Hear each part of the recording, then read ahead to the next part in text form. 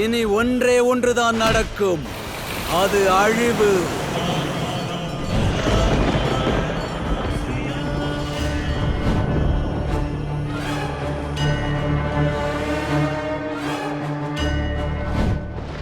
இப்போது ஆகாயத்திலிருந்து மகா பிரளயத்தின் ஜுவாலை வெடிக்கும்.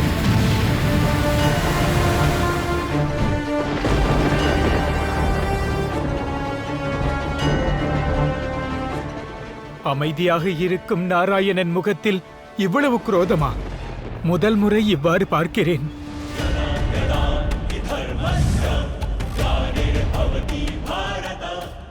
உலகில் எப்பொழுதெல்லாம் தர்மம் அழிகிறதோ, அதர்மம் தழைக்கிறதோ, அப்பொழுதெல்லாம் துஷ்டர்களை அழிப்பதற்காக, நல்லவர்களின் உயிரை காப்பதற்காக அவதாரம் எடுப்பான் நாராயணன்.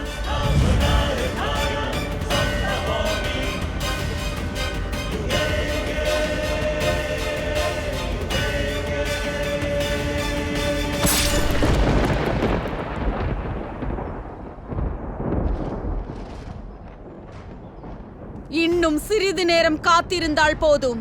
விரைவிலேயே ஹயக்ரீவன் வெற்றியின் தகவலோடு தலை நிமிர்ந்து வருவான்.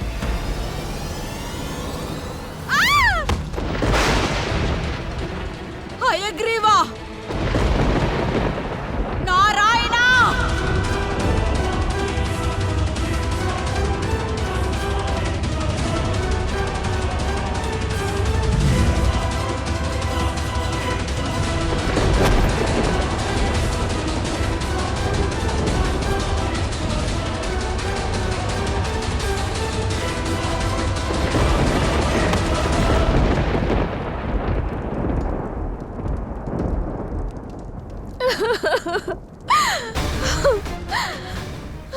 ஹயக்ரீவா!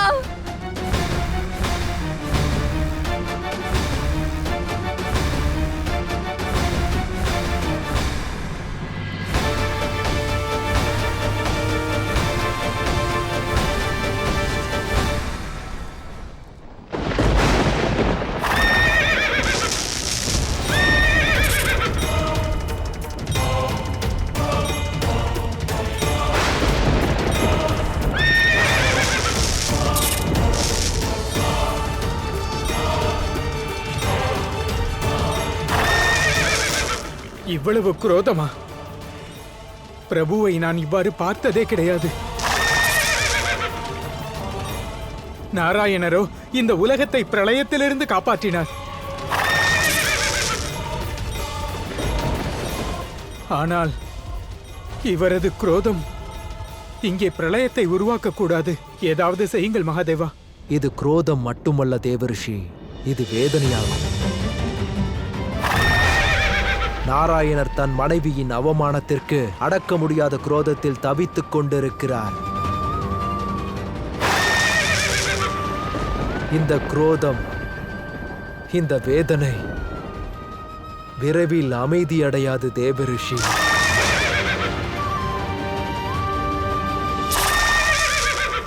அமைதி காக்கவும் நாராயணர். பிரபு, பாவத்தின் உருவமானவன் அழிந்து விட்டான். இப்பொழுது அமைதி காக்கவும். அமைதியான தரிசனத்தை அழியுங்கள் பிரபு. ஆம் பிரபு, அந்த துஷ்டன் அழிந்து போய்விட்டான்.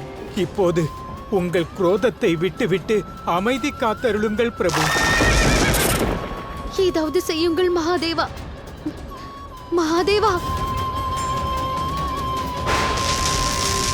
இவரது குரோதம் அடங்கியவுடன் இவர் சுயரூபத்தை அடைந்து விடுவார். இவரது கோபத்தை எவ்வாறு அடக்குவது? அன்பால் அடக்கவும். ஆம் தேவி, இப்போது நாராயணரை உங்களால் தான் சமாளிக்க முடியும். நாராயணரின் இந்த குரோதத்தை லக்ஷ்மியின் அன்பின் நீரோடை தான் சாந்தப்படுத்த முடியும். சுகமோ துக்கமோ, இன்பமோ துன்பமோ, எது வாழ்வை தருமோ, நாம் அதை அடைய முயற்சி செய்வோம். தங்கள் கவலை என் கவலை, அதோடு என்னுடைய சுகம் தங்களுடைய சுகம். என்னுடைய கௌரவத்தை காப்பாற்றி கொடுத்த வாக்கை நீங்கள் நிறைவேற்றி விட்டீர்கள். ஆகையால் இவ்வளவு கோபம் வேண்டாம் நாராயணா. என்னை காப்பாற்றியதுக்கு நன்றி.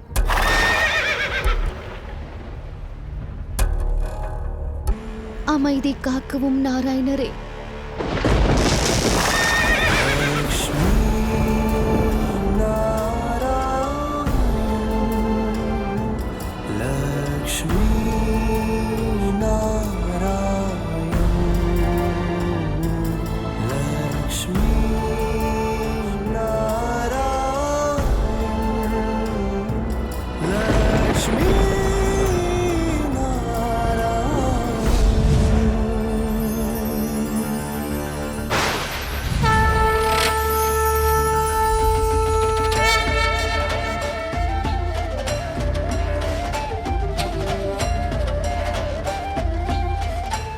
இந்த உலகத்தில் அன்பின் அடையாளமாய் லக்ஷ்மி நாராயணர் இவ்வாறு அன்போடு தழுவி நிற்பதே சாட்சியாகும். ஒரு கணவன் மனைவிக்காக அவர்களது இதயமே அமைதியின் இருப்பிடமாகும்.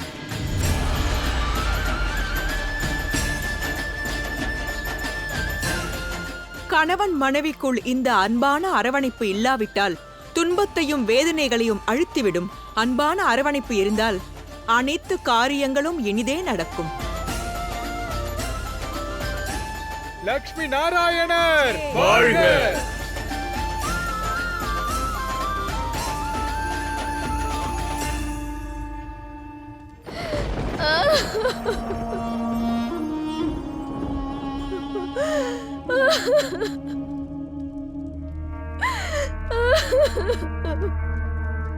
மௌனம்! இங்கு அனைவரும் அவன் புகழ் பாட வேண்டும். பிறகு எதற்காக இந்த அவலக்குரல்? வீர மரணம் அடைந்த என் மகனைக் கண்டு கண்ணீர் வடிப்பது அவன் புகழுக்கே அவமானமாகும். அவனுடைய மகத்துவம், அவனுடைய சக்தியின் மீது கேள்விக்குறியாகிவிடும். இங்கு கண்ணீர்கள் வேண்டாம். தயாராகுங்கள். என் மகனுடைய கடைசி யாத்திரை புறப்படட்டும். கோலாகலமாக இதை கொண்டாடுங்கள்.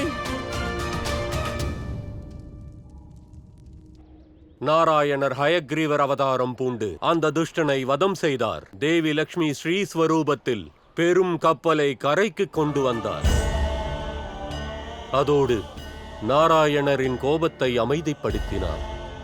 லக்ஷ்மி நாராயணர் இன்று மீண்டும் சிருஷ்டியில் சுகம், சம்ருத்தியும் மற்றும் சமநிலையை உருவாக்கிவிட்டார். இன்றைய பொழுதை நாம் சமாளித்து விட்டோம்.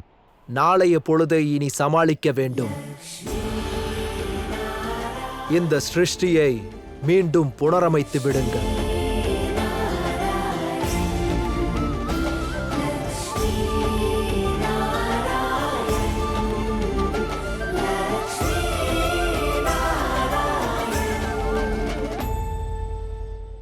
மனு,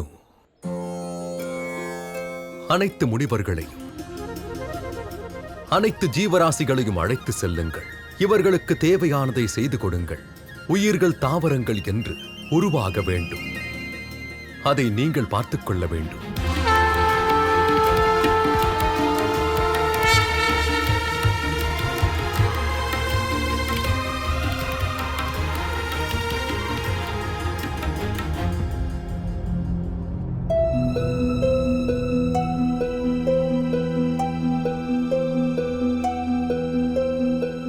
இந்த உலக வளர்ச்சிக்கு நீங்கள் உதவியதற்கு மிக்க நன்றி பிரபு. நீங்கள் கவலை கொள்ள வேண்டாம். உங்கள் கட்டளைகளை நாங்கள் கண்டிப்பாக நிறைவேற்றுவோம்.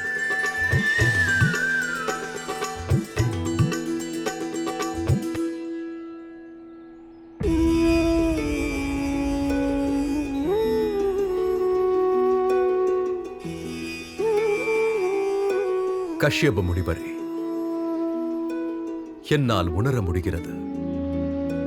தங்கள் மகனின் மரணத்தால் தங்களுடைய மனம் வருந்துகிறது. ஆனால் தங்களை அமைதிப்படுத்திக் கொள்ளுங்கள்.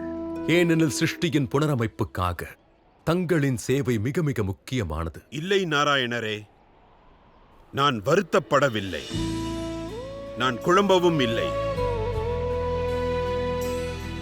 அங்கு மடிந்தவன் என் மகனே இல்லை. அவன் ஒரு குற்றவாளி. இந்த உலகத்தில் அவன் செய்த தவறுகளை நினைத்து வருத்தப்பட ஆரம்பித்தால் நான் பாவத்தின் பக்கம் துணை நிற்பது போல் ஆகிவிடும். நான் தர்மத்திற்கே துணை புரிவேன். நான்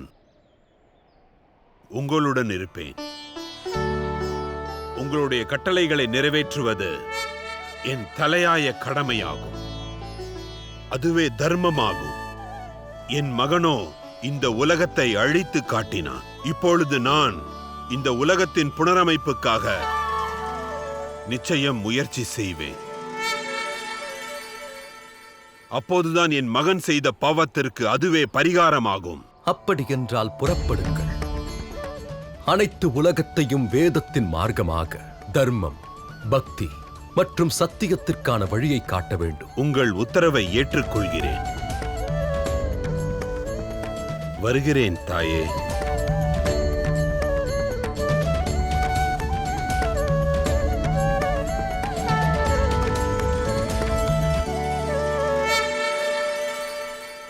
மனு,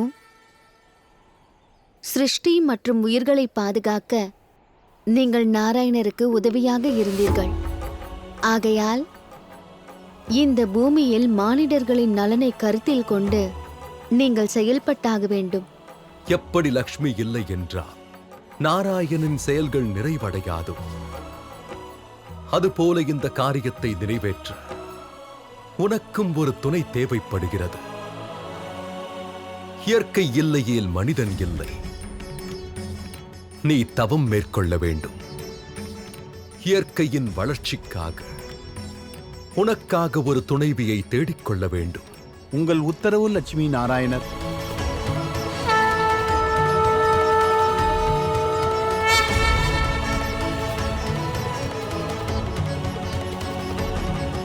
நாராயணரே, இப்பொழுது விரைவிலேயே சிருஷ்டி முன்பை போல் மாறிவிடும். அவ்வாறு நடக்காது. பூமியில் இதுவரை என்ன நடந்ததோ அது மீண்டும் நடக்காது.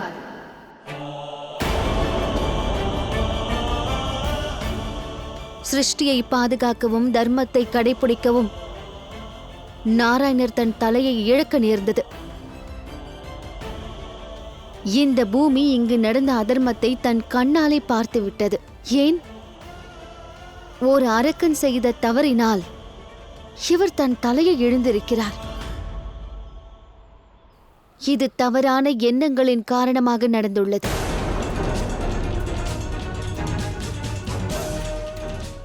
இந்த அசுரர்கள் இருந்தால் இந்த சமநிலை மீண்டும் மாற வாய்ப்பிருக்கிறது. அதை காப்பாற்றுவதற்காக நாராயணர் மீண்டும் மீண்டும் கஷ்டப்பட்டுக் கொண்டிருப்பார். தேவி, எதை துன்பமாக எண்ணுகிறீர்களோ அது என்னுடைய கடமையாகும். கடமையை விட்டுக் கொடுக்க சொல்லி நான் கூறவே இல்லையே. ஆனால் வாக்கை காப்பாற்றுவதும் தர்மமாகும், அதுவும் கடமையாகும். விவாகத்தின் போது கொடுத்த 6வது வாக்கு நினைவிருக்கிறதா? நீங்கள் எனது கௌரவத்தை காப்பாற்றினால் நான் உங்கள் அவமானத்திற்கு பழி தீர்ப்பேன். உங்களுடைய அவமானம் என்னுடைய அவமானமாகும். இப்போது நீங்கள் என் கௌரவத்தை காப்பாற்றியிருக்கிறீர்கள். ஆகையால் உங்கள் அவமானத்திற்கு பழி வாங்க நான் இருக்கிறேன்.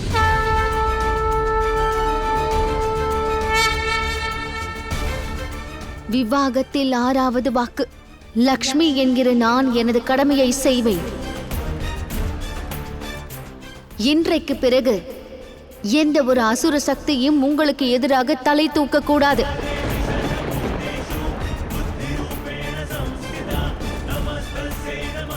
இந்த சிருஷ்டியின் நலனுக்காக அவர்கள் தடையாக இருக்கக்கூடாது. இதை நான் நிச்சயமாக நிலைநாட்டி காட்டுவேன்.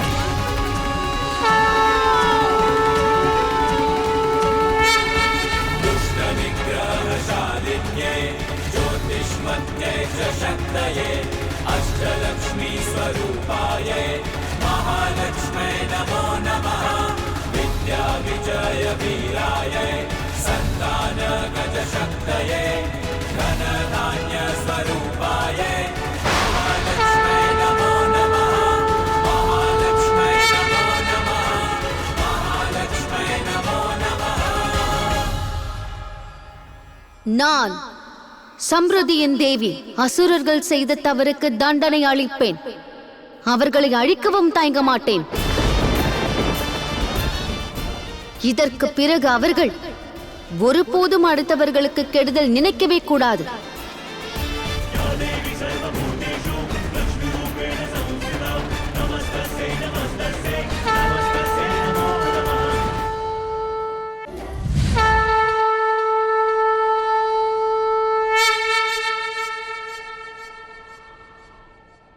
நாராயணா,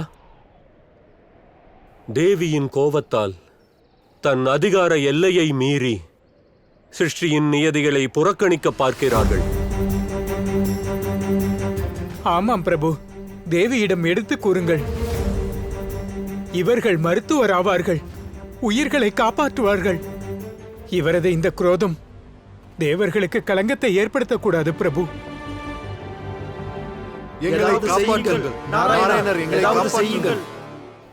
எல்லாமே சிரமம்தான் நாராயணரே. ஆனால் இது உங்கள் கடமையாகும். செல்லுங்கள், தேவி லக்ஷ்மியை தடுத்து விடுங்கள்.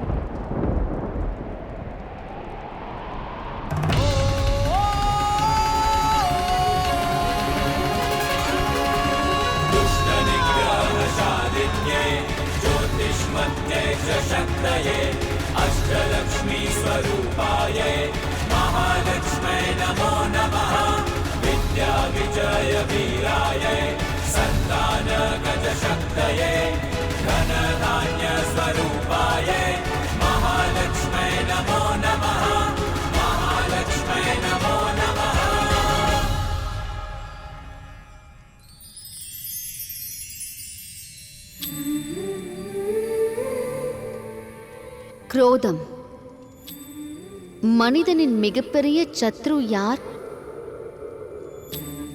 அவனது வெற்றிக்கு மிகப்பெரிய தடங்களாக இருப்பது யார்? அவன் வாழ்க்கையில் மிகப்பெரிய வேதனை என்ன? பதில் ஒன்றுதான், குரோதம். குரோதத்தின் விளைவுகள் ஒரு நல்ல மானிடனை அரக்கனாக அது மாற்றி காட்டிவிடும். குரோதம் அக்னியாகும். அதில் புத்தியும் அக்னியும் எரிந்து சாம்பலாகிவிடும். அக்னி உங்களை எரிக்கவும் செய்யும். அதை கட்டுப்பாட்டில் வைத்துக் கொண்டால் வாழ்க்கைக்கு நல்ல ஆற்றலையும் கொடுத்துவிடும். அதேபோல் குரோதத்தை சரியான முறையிலும் பயன்படுத்தலாம். ஆனால் உங்கள் கட்டுப்பாட்டில் வைத்திருக்க வேண்டும். உங்கள் குரோதத்தின் ஆற்றலை உங்களது வெற்றிக்கு அடையாளமாக மாற்றி காட்டலாம். அக்னியின் தத்துவத்தை ஒரு நிலையில் வைக்க வேண்டும். தாங்கும் அளவிற்கு வைத்தால் போதும். அக்னியை அதிகப்படியாக நெருங்கினால் பிரகாசத்தை கொடுக்கக்கூடிய அக்னியே நம்மளை எரித்துவிடும்.